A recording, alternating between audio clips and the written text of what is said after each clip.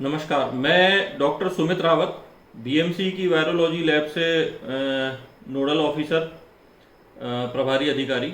मैं आज आप लोग जो इतने दिनों से कोरोना के बारे में सुन रहे हैं कि कोरोना ये है, कोरोना में ये करना चाहिए, कोरोना में ये नहीं करना चाहिए, बहुत सारी चीज़ें चलती रहती हैं, बहुत सारी सावधानियां आपको बताई जाती हैं।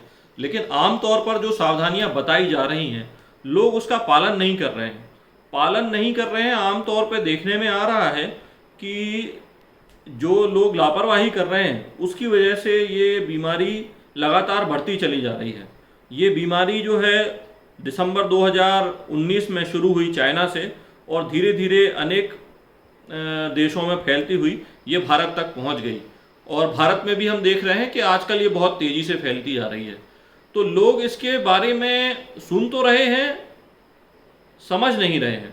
कुछ चीज़ें समझने के लिए इस बीमारी को बहुत ज़रूरी है। तो मुझे ये लगा कि आज एक बात करनी चाहिए। हमारे शहर पे और हमारे देश पे काफ़ी विपत्ति आ रही है। लगातार परिवार में अनेक लोग अफेक्ट हो रहे हैं, बीमार पड़ रहे हैं। तो ये बीमारी क्या है, सबसे पहले ये समझते हैं। आप सबको पता है ये बीमारी जो है एक वायरस से फैलती है जिसका नाम कोरोना वायरस है। बीमारी को बोलते हैं कोविड-19। कोविड-19 WHO ने नाम दिया है, लेकिन मैं इस नाम से बहुत ज़्यादा सहमत नहीं हूँ। ये कोविड-19 से समझ में नहीं आता कि ये बीमारी है क्या। ये बीमारी एक्चुअली जो एक सार्स नामक बीमारी चली थी 2003 में, उससे बहुत बहुत मिलती जुलती हुई बीमारी है।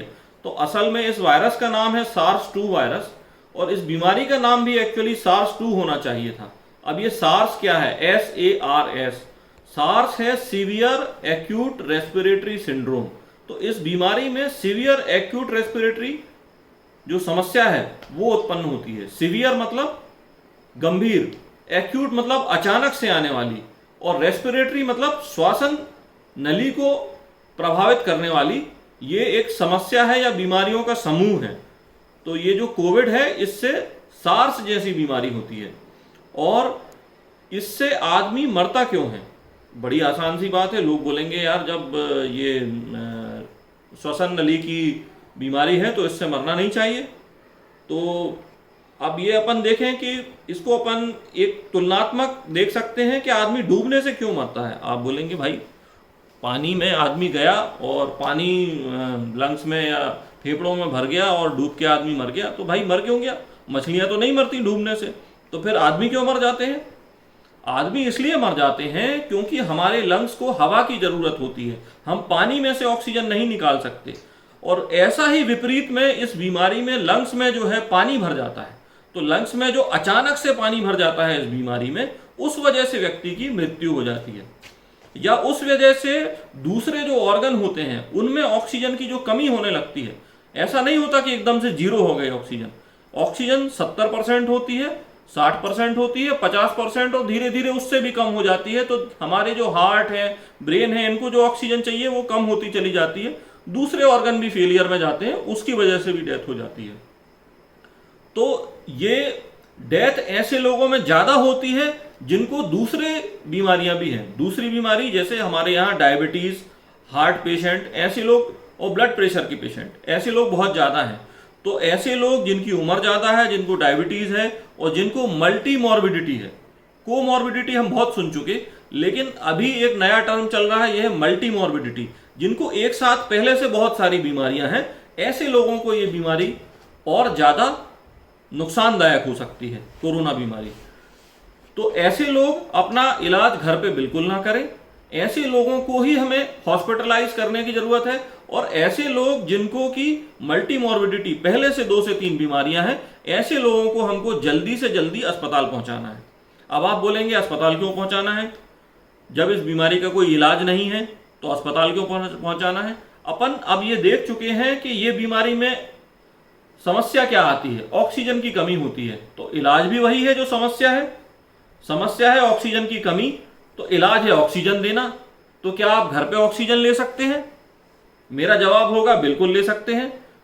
जब किसी व्यक्ति को 2 या 4 लीटर ऑक्सीजन चाहिए तो आप एक 20 लीटर सिलेंडर, जो ऑक्सीजन सिलेंडर होता है, उससे इलाज ले सकते हैं। और एक कल आपने वीडियो देखा होगा डॉक्टर तलहा का, जिसमें उन्होंने बताया है कि आप पेट के बल लेटकर प्रोन वेंटिलेशन कर सकते हैं, उससे भी आप ऑक्सीजन ले सकते हैं। लेकिन ये तभी संभव है जब आपको थोड़े से ऑक्सीजन की जरूरत है। अगर आप गंभीर रूप से ग्रसित हैं, आपको तेज बुखार है, आपको मल्टीमॉर्बिडिटी है और आपको 50 या 70% ऑक्सीजन कम हो चुका है, ऐसी स्थिति में आप घर पे ऑक्सीजन नहीं ले सकते। ऐसी स्थिति में आपको प्रति मिनट 15 लीटर, 20 लीटर या 50 लीटर तक की प्रोन वेंटिलेशन के साथ ऑक्सीजन की जरूरत होगी, जो कि आप घर पे नहीं ले पाएंगे। आपको डॉक्टर की ट्रीटमेंट की आवश्यकता होगी, आप अकेले इसका इलाज नहीं कर सकते। तो ऐसे कोई भी गंभीर जो व्यक्ति हैं उनको अस्पताल में जाके इलाज लेने की जरूरत है। ये गंभीर बीमारी वाले लोग, इनकी जल्दी से जल्दी पहचान करने की जरूरत है और इनको जल्दी से जल्दी अस्पताल ले जाने की जरूरत है। और जो कम गंभीर लोग हैं वो आइसोलेशन में रह के भी ठीक हो सकते हैं। जो कम उम्र के हैं और कम गंभीर हैं, जिनको लक्षण ना के बराबर हैं, ऐसे लोग केवल आइसोलेशन में बिना कोई अलग से ट्रीटमेंट लिए ही अपना इलाज करा सकते हैं।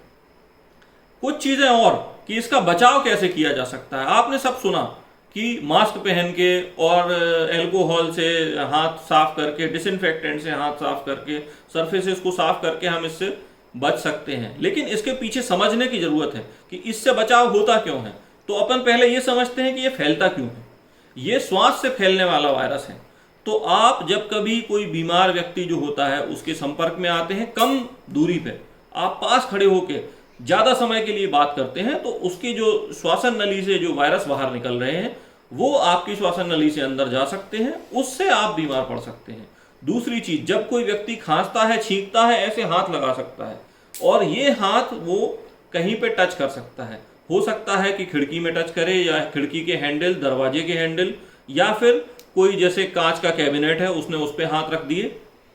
तो इन चीजों से जब आप अपने संपर्क में आएंगे, आप इस पर हाथ रखेंगे, आपके हाथ से ये आपके मुंह तक पहुंच सकते हैं। आप बिना हाथ धोए अगर खाना खाएंगे, बिना हाथ धोए अगर आप अपने मुंह में लगाएंगे, नाक में लगाएंगे, तो इसके द्वारा आपके श्वासन नली में ये वायरस पहुंच सकता है।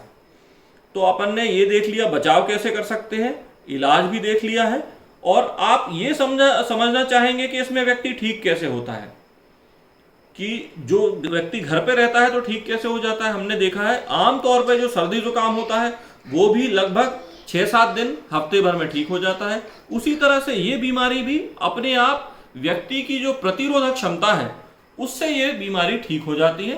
तो लगभग हफ्ते 10 दिन में ये बीमारी अपनी प्रतिरोधक क्षमता से ठीक हो जाती है ना। और इसमें हमारा जो ट्रीटमेंट अस्पताल से मिलता है ये हमको मदद करता है। ये कोई वैसी बीमारी नहीं है डायबिटीज की तरह या हाइपरटेंशन या ब्लड प्रेशर की तरह जिसका जिंदगी भर इलाज चलेगा। इसका बहुत कम समय में इलाज संभव है। तो घबराएं बिल्कुल नहीं। अस्पताल में जाना मुश्किल होता है, ये हम सब समझ सकते हैं, लेकिन अस्पताल में जाना जरूरी है, ये भी समझना जरूरी है। तो आप उम्मीद है कि आपके लिए ये वीडियो काफी फायदेमंद साबित हुआ होगा। आपके अगर कोई सवाल है तो आप मेरे को फेसबुक या यूट्यूब पर भेज सकते हैं। नमस्कार।